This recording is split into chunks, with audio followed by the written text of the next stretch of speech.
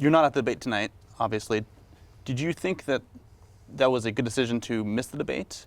A lot of people are saying, you're missing out on a large audience. All right.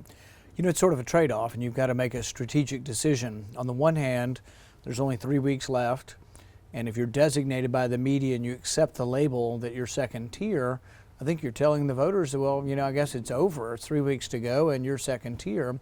Or you could make the choice that we made and say, you know what? We're not second tier. We're a first tier campaign. We've raised $25 million. We just announced 1,000 precinct chairs in Iowa.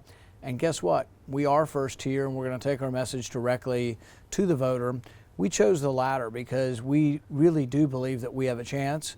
We're going to work hard. We're going to be in New Hampshire all weekend and in Iowa. If you go to our headquarters in Iowa, you'll see hundreds of young people, mostly in college, out of college. They've been there all Christmas break making phone calls for her. It's not fair for them or for the voters of Iowa, I think, to have the decision or the election pre-decided for them by pollsters and big media.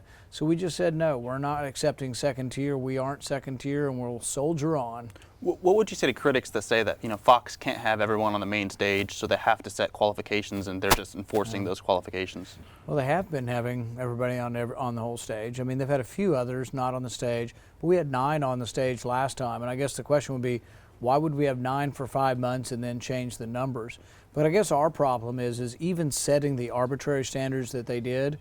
A poll came out this week from the Des Moines Register that clearly has us qualifying for the main stage of the debate. So even using their criteria, which we think is arbitrary, we should have made it if they would have counted all the polls. And this poll actually was within the window of when they counted the polls. But it's so arbitrary. Which polls do you count? Which ones don't you count? And so the other thing about polling is that you have what's called the margin of error or the standard deviation. So if you're at 6 and I'm at 7, but it's plus or minus 3, am I really ahead of you?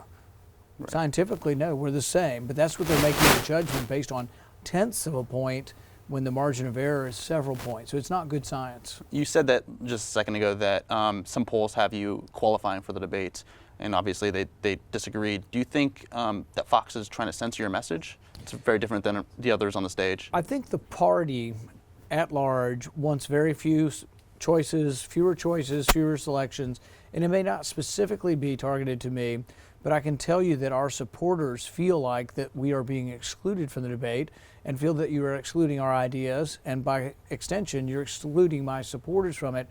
And so, yeah, the reaction will be a bad one. So if you're in charge of the Republican Party, what I would say to you is, you want a bigger party or a smaller party? If you want a bigger party, you got to try to do things to make it more inclusive, not look like it's arbitrary and capricious by excluding people.